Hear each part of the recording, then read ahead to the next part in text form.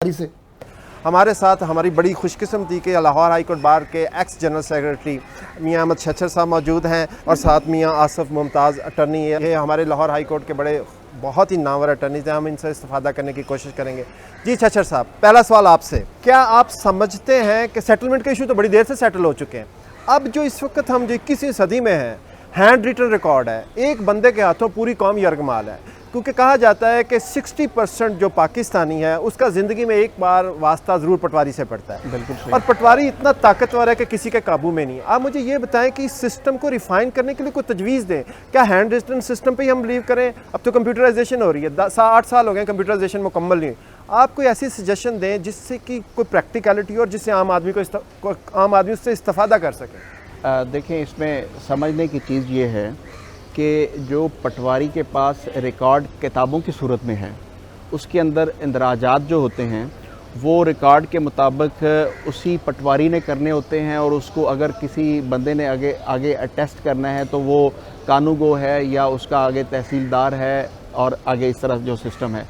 अब उस रिकॉर्ड में से निकाल के, उन किताबों से निकाल के भी अगर कहीं कंप्यूटर में डालना है तो वो यकीनन रेवेन्यू डिपार्टमेंट का वो एलिमेंट, वो शख्स जो उन चीज़ों को समझता है और जिसको इस काम के लिए रखा गया है, वो पटवारी है। उसने वहाँ पे अंदराज करवाते हुए, उसको मुंतकिल करते हुए अगर कोई बदयांती कर दी और कंप्यूटर फिर वहाँ पे लॉक हो गया तो फिर क्या बनेगा?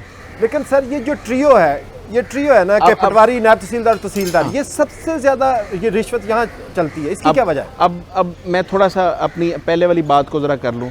बात यह है कि रिकॉर्ड के हवाले से ज़मीनों की, जायदादों की जो मतलब फ़र्दात हैं या जो रजिस्टर्स हैं, उनसे निकाल के अगर आप कंप्यूटर पे ले आते हैं तो एक चीज़ आपको ये भी करनी होगी कि एक जगह मुख्तस हो। जिस तरह हमें शनाख्ती कार्ड बनवाना है तो एक जगह पे जाते हैं, वहीं पे सब कुछ हो जाता है, हम घर वापस आते हैं, वहीं से हमें अपनी वो रजिस्ट्रेशन का जो कार्ड है वो मिल जाता है। यानी वन विंडो ऑपरेशन। तहसील लेवल के ऊपर कम अज़ कम पहले ये हो कि कोई भी उस तहसील का शख्स जो है किसी ज़मीन का अगर मालिक है या किसी ज़मीन से मुतल्लक उसको कोई रिकॉर्ड चाहिए तो वो अपनी तहसील के उस ऑफ़िस में जाके वजह बता के फ़ीस जमा करवा के उसको वहीं से मिल जाए। उसको अपने मुतलका पटवार सर्कल में, मुतलका कानूगोई में, या उस मुतलका नायब तहसीलदार का जो एक डिवीज़न है वहाँ पे ना जाना पड़े, ताकि पटवारी का बीच में से वो एक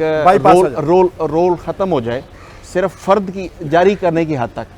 आगे मुख्तलिफ उसके अंदर जो मामलात हैं कि उस फ़र्द के मुताबिक बाद में अगर किसी शख्स के नाम पे मुंतकिल होती है प्रॉपर्टी, उस इंतकाल को पास किसने करना है, फिर कंप्यूटर के अंदर उसका अंदराज किस तरह होना है, और फिर पहले मालिक का नाम ख़त्म हो जाना है तो फिर अगले नए रिकॉर्ड का सिलसिला कार चलना है। क्या आप मेरी इस बात से इत्तफाक करेंगे कि जब रजिस्ट्री हो जाती है और रजिस्ट्री के साथ ही इंतकाल की फ़ीस पे हो जाती है, रजिस्ट्री से इंतकाल तक का सफ़र एक आम आदमी के लिए बहुत कठिन सफ़र है, क्योंकि उसे बहुत पैसा पे करना पड़ता है, क्योंकि जो तीनों लोग हैं ना ये बदनाम है, पटवारी भी, नायब तहसीलदार भी और तहसीलदार भी।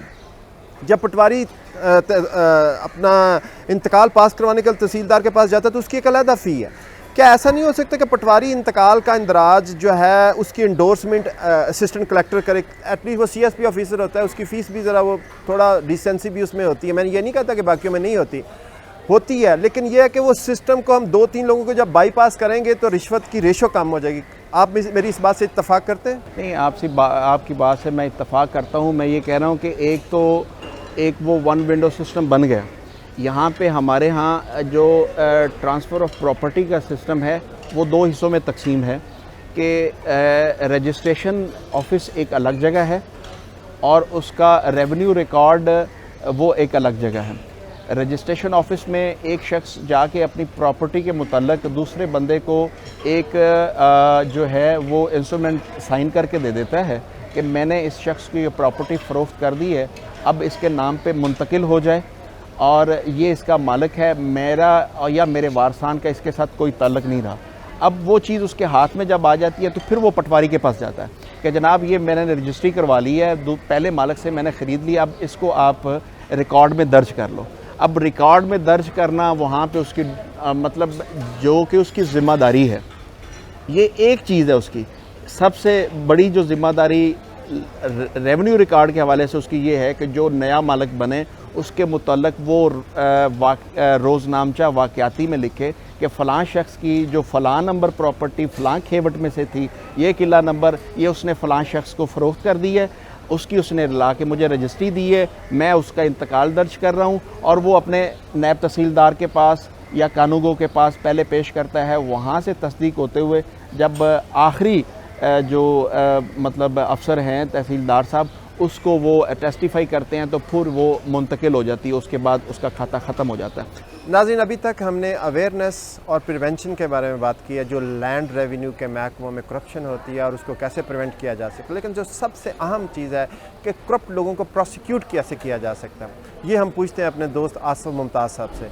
जी सर, ये जो करप्ट लोग हैं इस रेवेन्यू में और ये इतनी करप्शन कर रहे हैं क्या इसका अंदाज़ा कोई नहीं। आप मुझे ये बताएं, कोई ऐसा फॉरम लोगों को बताएं जहाँ से हम इनको सज़ा दिलवा सकें, इनको प्रोसिक्यूट कर सकें। कौन कौन से दरवाजे हैं जिन पे वो नॉक कर सकें, जहाँ से उन्हें कम से कम कोई रिलीफ मिले और इन करप्ट लोगों से उनकी निजात हो सके और इनको सज़ाएँ मिल सकें। गुजारिश ये है कि साल हर साल नहीं 100 साल से ये रेवेन्यू का जो डिपार्टमेंट है वो स्टैग्नेशन का शिकार है, जमूद का शिकार है। आपको पता है जहाँ जमूद होगा, ताफुन होगा, गंदगी होगी, गलाजत होगी, शुरफा नाक पे कपड़ा रख के वहाँ से गुजरेंगे। ये इतनी बदबूदार ये महकमा बन गया है। दोस्तों का अपना अपना ख्याल है, हमारा जो तजर्बा है कि एक पटवारी की वजह से एक शरीफ आदमी वो जो साफ़ सुथरी गाड़ी में जाता है उसके बाद उसको देखा गया वो पैदल हैरान और परेशान दीवानावार फिर रहा होता है उन छोटे छोटे अमले के लोग। एक स्टेट का जो मालिक है, लोकल स्टेट का जो मालिक है वो तहसीलदार है। आप लेजिस्लेशन करें, आप एक्टिव लेजिस्लेशन करें, उसके अख्तियारात दें। जो लोकल एडमिनिस्ट्रेशन का हेड है, तहसीलदार है, उसको आप अख्तियार दें कि पटवारी पे वो हक आई रखे। वो तो सबसे ज़्यादा करप्ट है। वो करप्ट है ना, उसके बाद आएंगे उस बात पे भी। वहाँ अदालतें बनी हुई हैं एंटी करप्शन की, वो दरख्वास्त देंगे कि हम गए पटवारी की शिकायत लेके तहसीलदार के पास, दे आर इन लीग, वो दोनों को बुला लेंगे। उनके बड़े ड्रास्टिक लॉ हैं, लेकिन लोगों को अगर आपने ये अवेयरनेस देनी है कि इन लोगों के करप्शन से कैसे आपने निकलना है, तो आपको पहले उस स्टैग्नेशन से निकलना है। स्टैग्नेशन क्या है? स्टैग्नेशन ये है कि एक आदमी जाके खुद पैसे देता है। हमारा लिटिगेंट जो है वो खुद पैसे देता है, खुशी से नहीं देता, उसका काम बन जाता है। सर, आप एक आम आदमी को इतने बड़े प्रोसेस में धकेल रहे हैं, उसमें देखें एक कॉमनर की कितनी अप्रोच होती है कि पहले वो जनाब पटवारी की करप्शन को तहसीलदार साहब के सामने बयान करे, तहसीलदार और पटवारी की करप्शन एसी के सामने रखे, एसी और तीनों की करप्शन डीसीओ के सामने। मैं ये नहीं कह रहा, मैं कह रहा हूँ जो लोकल स्टेट का हेड है उसके पास बाई लॉ उसके बाद अख्तियार हो, आप ऐसा क्यों नहीं सजेस्ट कर रहे कि ऐसी बॉडी होनी चाहिए ये इस पूरे महकमे को सुपरवाइज करे और इनकी करप्शन को प्रोसिक्यूट करने के लिए एक महकमा होना चाहिए जहां एक आदमी डायरेक्टली वहां जा सके, बजाय कि वो 10 प्रोसेस से। मैं बड़े अदब से आपको गुजारिश करूँ, एबनॉर्मल सोसाइटी में कभी नॉर्मल लॉ नहीं आते। एबनॉर्मल कह रहे हैं सोसाइटी को, एबनॉर्मल सोसाइटी है। एबनॉर्मल सोसाइटी की वजह से आप चीख रहे हैं कि यहाँ करप्शन है। देखिए सर, करप्शन तो ग्लोबल फिनोमेना है ना, वो तो पूरी दुनिया में। लेकिन मैं एक्सक्लूसिवली जो पाकिस्तान में करप्शन है वो ज़्यादा है, हम उस ज़्यादा करप्शन के ख़िलाफ़ एक मुहिम चला रहे हैं ताकि लोगों को अवेयरनेस भी हो, हम उसके प्रिवेंटिव मेजर्स भी लोगों को बताएं और ये भी बताएं कि इन लोगों को सज़ा कैसे दिलवाई जा सकती है। जब आपको ये पता होगा कि पटवारी की या किसी रेवेन्यू ऑफिसर की हाई हैंडेडनेस पे उसे सज़ा नहीं हुई और वो कानूनी मुँह शिगाफियों में चला गया, आप जो मर्जी लॉ बना लें, उसके ऊपर कभी भी इम्प्लीमेंट। चलें एडमिनिस्ट्रेटिव मेजर्स बताएं। एडमिनिस्ट्रेटिव मेजर एटलीस्ट जो गस्टेड अफसर एक नॉन गस्टेड ऑफिसर के खिलाफ ले सकता है, वो बताएं कि कौन सा बेस्ट। आपके पास नैब की कोर्ट्स हैं, आपके पास एंटी करप्शन की कोर्ट्स हैं, आपके पास आर्म क्रिमिनल कोर्ट्स हैं। लेकिन नैब का मैंडेट बहुत हाई लेवल का है, वो तो नेशनल मैंडेट है कि कोई हाई मेगा करप्शन हो तो उसमें जाते हैं। जी बिल्कुल ठीक है।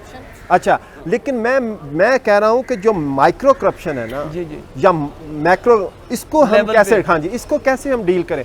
और इसके लिए जो सबसे बड़ी एंटी करप्शन, तो सबसे बड़ी करप्शन का देखिए, मैं आपको बड़े अदब से गुजारिश करूं, अगर आप किसी भी करप्ट आदमी को सज़ा दें, उसको डिमोट कर दें, रिवर्ट कर दें, ये कोई इलाज नहीं है।